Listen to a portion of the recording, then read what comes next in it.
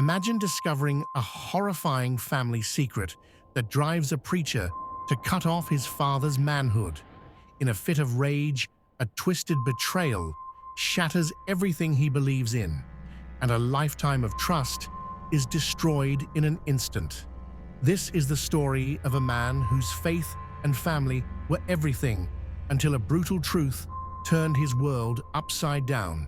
Before we dive deeper into this chilling tale, don't forget to like and subscribe for more true crime stories from the darkest corners of human nature.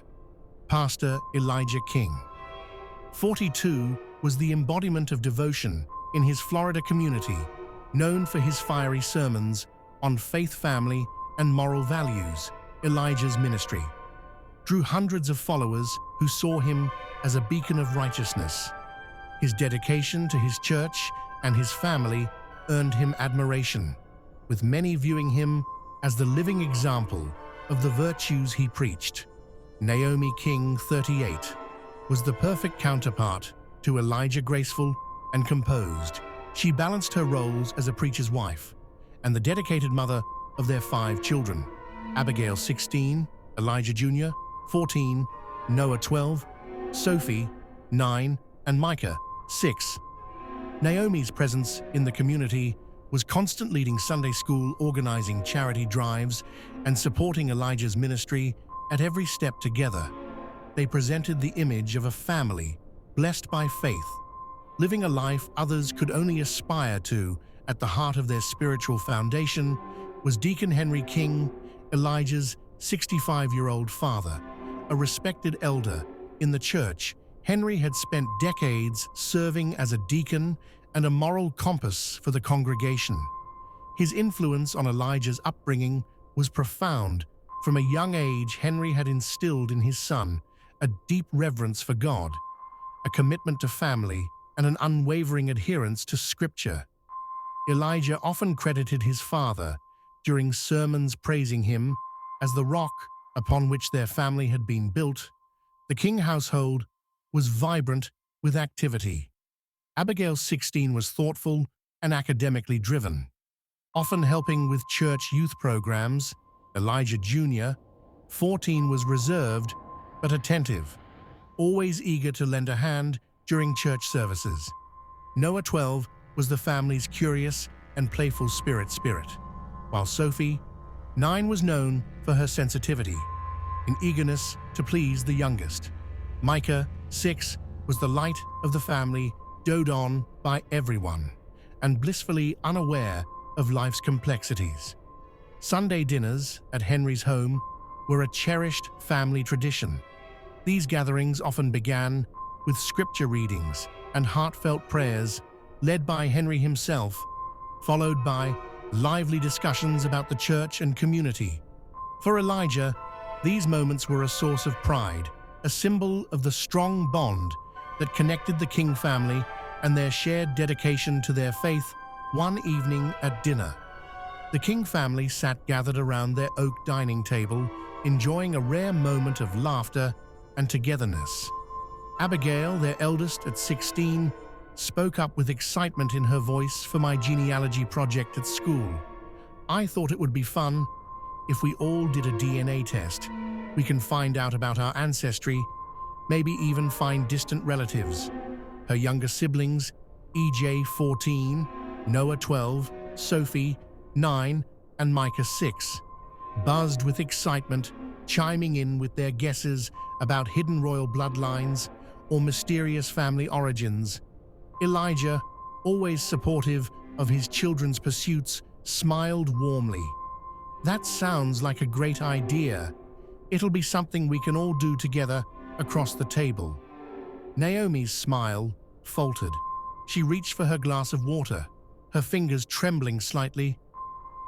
"I don't know, Abby," she said softly. "These things aren't always accurate, and they can be invasive." Her voice trailed off as she glanced at Henry, who was seated at the head of the table, his usual stern expression unchanging. "Come on, Naomi," Elijah said, brushing off her hesitation. "What's the harm?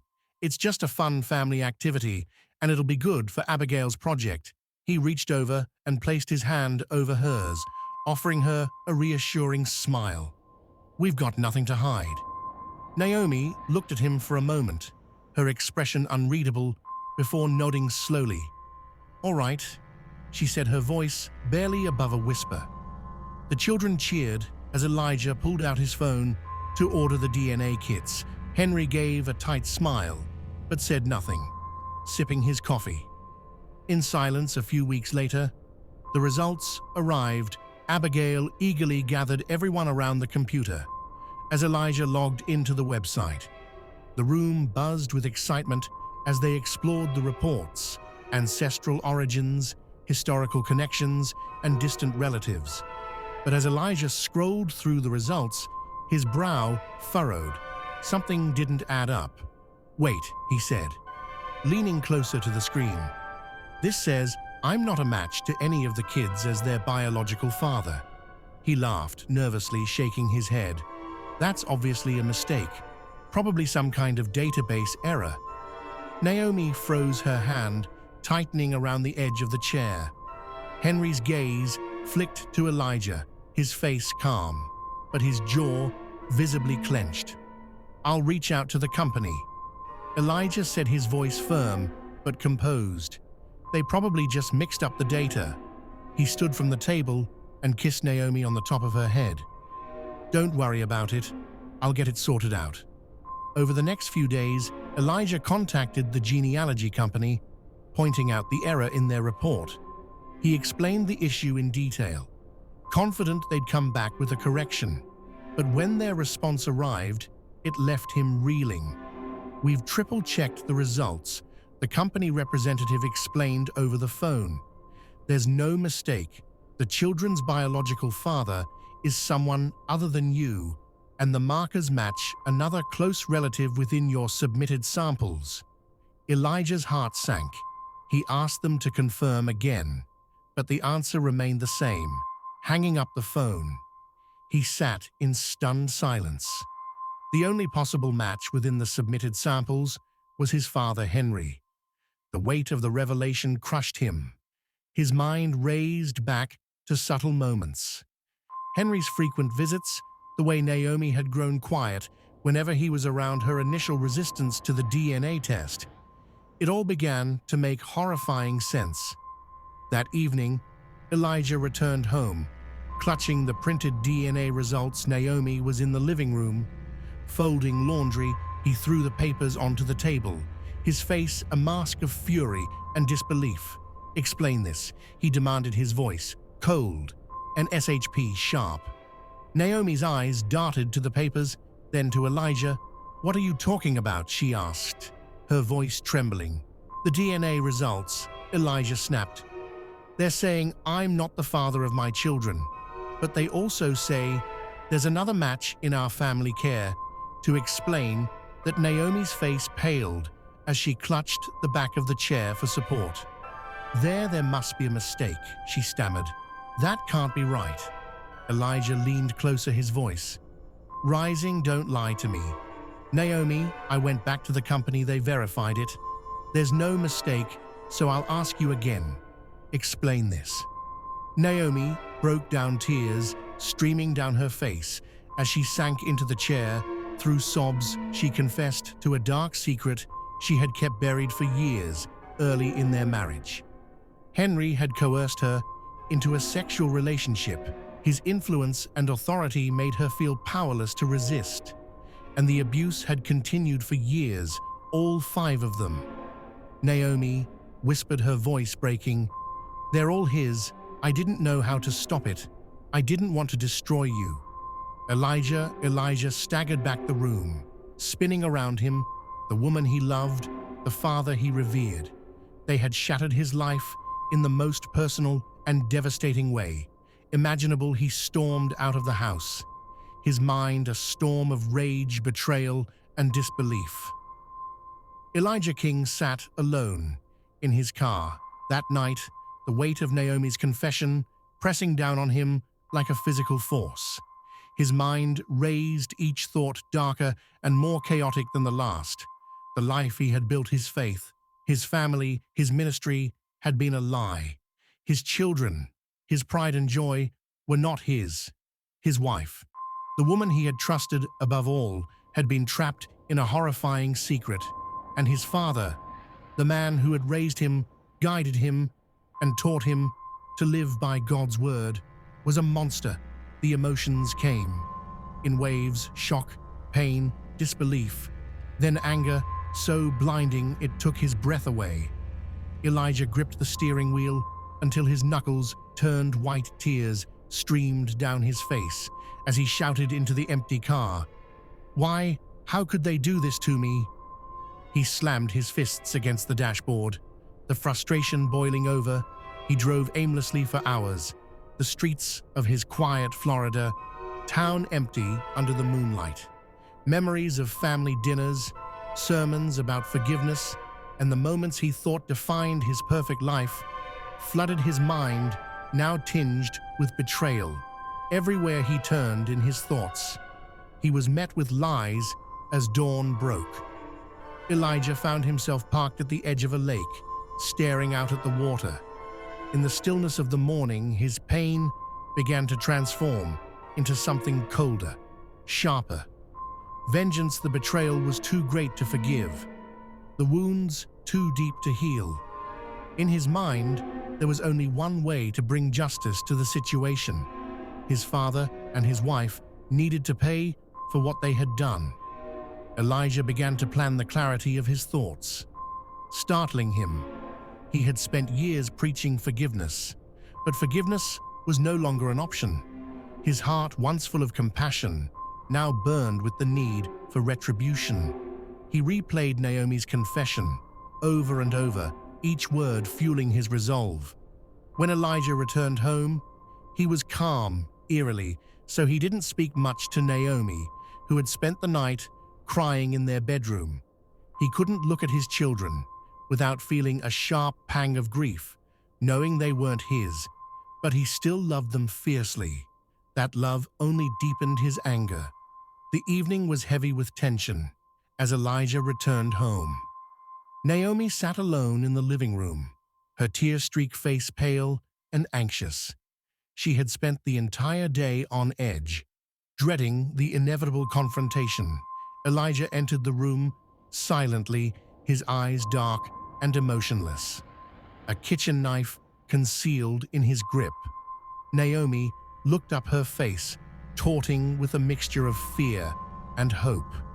"Elijah," she whispered, her voice trembling, "I know you're hurt, but we don't." He interrupted, his voice low and icy. "Don't you dare try to fix this with words. You've destroyed everything." "Naomi." Everything. Naomi stood wringing her hands as tears began streaming down her face. "I was trapped, Elijah. I didn't know how to stop it. I never wanted to hurt you." Elijah's laugh was sharp and bitter, cutting through her words like the knife he gripped. "You didn't want to hurt me. You let him violate our marriage, father my children, and sit at our table as if nothing was wrong. You lied to me every single day." "Naomi," she fell to her knees, sobbing uncontrollably. "Please, Elijah, I love you. I love you. We can fix this. Elijah snapped, his rage finally erupting. "This can't be fixed. You've condemned me to live a lie, and now you'll pay for it." With a sudden savage movement, he plunged the knife into her chest. Naomi gasped, her eyes wide with shock as the blade tore through her body. Elijah's face was devoid of mercy as he pulled the knife out and struck again. This time in her abdomen. The room was filled with the sickening sound of flesh tearing and her anguished cries.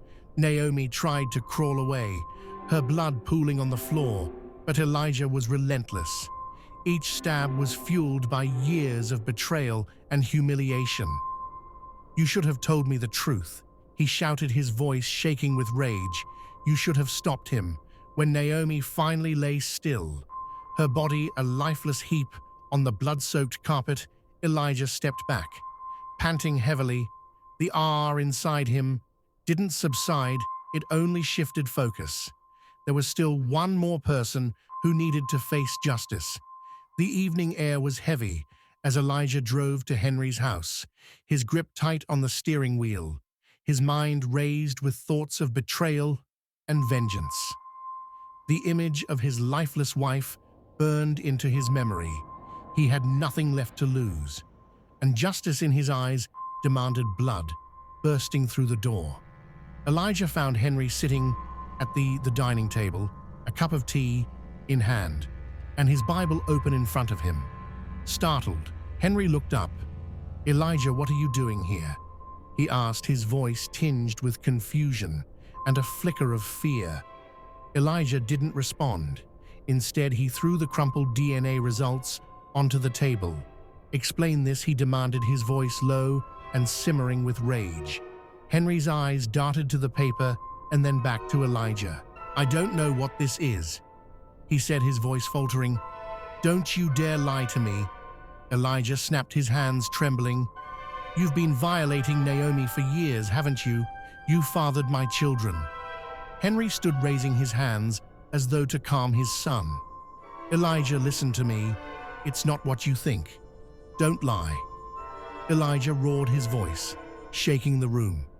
"You destroyed my family. You're a monster." Before Henry could speak again, Elijah lunged forward, plunging the knife into his father's side. Henry cried out, stumbling backward and clutching at the wound. Blood seeped through his shirt as he tried to steady himself. But Elijah didn't stop with savage precision. Elijah stabbed him again and again. Each thrust driven by years of pent-up rage. Henry collapsed to the floor, writhing in pain, his strength draining rapidly. "You deserve to feel the pain you inflicted on me," Elijah growled, standing over his father. Henry tried to crawl away, his breaths coming in short, desperate gasps, but his body was too weak to respond. Elijah knelt beside him, his voice cold and steady. "This is for Naomi. This is for the years of lies. This is for my children." Gripping the knife tightly, Elijah began the gruesome act of cutting off Henry's manhood. Henry's screams of agony filled the room, his body convulsing as blood pooled beneath him. Elijah's expression was stone cold, his focus unwavering, as he carried out his grotesque retribution. The pain proved too much for Henry. His screams weakened his body, trembling violently before going limp. He exhaled one final ragged breath and then was silent. Elijah dropped the knife now, slick with blood, and stumbled back, his chest heaving. The room were of iron and death, the echoes of Henry's torment still ringing in his ears. For a moment, he stood there staring at the lifeless body of the man he had once called his father. But there was no relief, no satisfaction, only a hollow emptiness where his faith and family had once been. Elijah walked out of the house, his clothes soaked in blood. Then he sat on the front porch. The quiet neighborhood erupted in California when police arrived at Henry's house, responding to frantic calls from neighbors who had heard horrifying screams and crashing noises. The officers, weapons drawn, approached cautiously, expecting resistance. Instead, they found Elijah sitting on Henry's front porch, drenched in blood, his Bible resting in his lap. Elijah's demeanor was chillingly calm. He looked up at the officers as they approached, his expression unreadable. It's done," he said, simply raising his hands in surrender. "God's justice has been served." The officers quickly handcuffed him, their unease palpable, as Elijah was led to the patrol car. One officer cautiously ventured inside the house. What they discovered was beyond words, a scene of unimaginable violence.